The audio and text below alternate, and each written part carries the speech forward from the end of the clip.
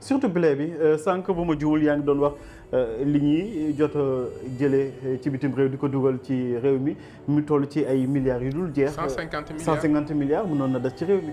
noonu des ci réew mi mais Pape Makhtar ñun suñu pauvreté bi yëpp li ko andi. mooy sénégalais du jox sénégalais bi alal. xam nga mbëri yi li tax mbëri yi am xaalis. mbëri dañu bërante seen biir. di mayante xaalis. ñu mayante xaalis. ça veut dire que ne kaay ñu bëre sa cachet ñu mayante xaalis.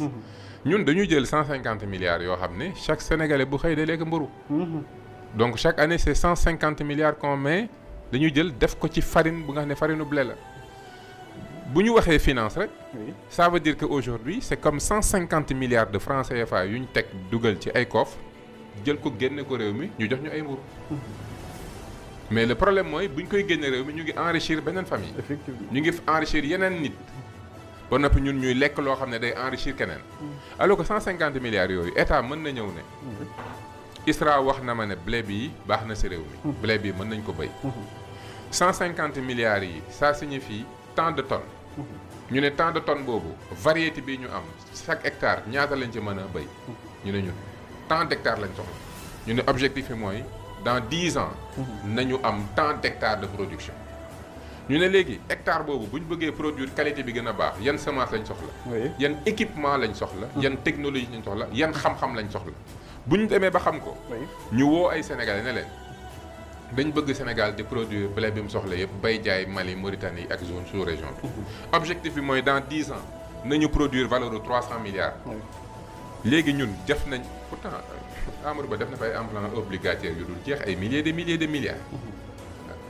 mais pourtant 150 milliards yu réglé problème bi rek bi jënte wuñ pourtant suuf sànq fi ñu ñëw ñu ne léegi sénégalais boo xam ne rôle am mooy produire blé ak dugub ak yeneen loolu mooy boobu lañ soxla un entrepreneur sénégalais qui est producteur de blé ñu ne léegi kooku ñaata foncier lañ ko war a jox ñaata tant d'hectares pour que bu béyee ba alaaf bu béyee ba noppi bu jaayee farinam war a mën a encaisser loolu ak benn 50 millions loolu lañ bëgg koo xam ne chaque année 50 millions lay téye ci loxo. comme ni ñu ko joxee waa compagnie sucrière sénégalaise. te jëriñu ñu dara. jëriñu dara ñu ne léegi sénégalais bi dañu bëgg sénégalais boo xam ne.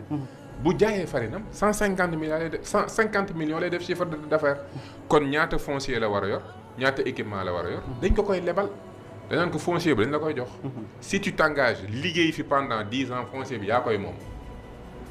équipement bi ñu la war a jox valeur équipement bi temps la sur 10 ans chaque année tu rembourses temps semence bi chaque année dañ la koy jox boo jaayee delloo ñu ba mu noppi ñu calculer de sorte que bu jaayee production dina rembourser équipement bi rembourser semence bi dese benn 25 millions tey benn jeune bu nekk fii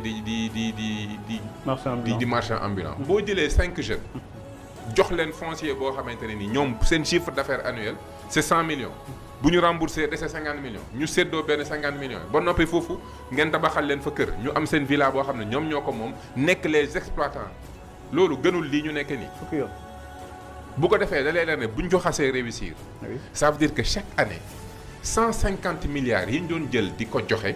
150 milliards yooyu la ñu jël jox ko sunu doom yi. ba noppi suñ continuer di augmenter notre capacité de production dañuy jël suñu farine dem Gambie. ne Gambie ñaata ngeen soxla ci farine ñu ne ñaata ngeen di jëndee ñu ne ñu bon là je dis n'importe quoi kilo farine ñu ngi koy jëndee 25000. ñu ne ñun mën nañu ko defal à 20000. commencé jox farine Gambie commencé jox farine Mali Mauritanie liñ doon 150 milliards bi nekkoon suñu objectif mën nañ dem ba chaque année ñuy def 450 milliards 500 milliards yoo xam ne dañuy jox farine Mauritanie jox farine Mali jox farine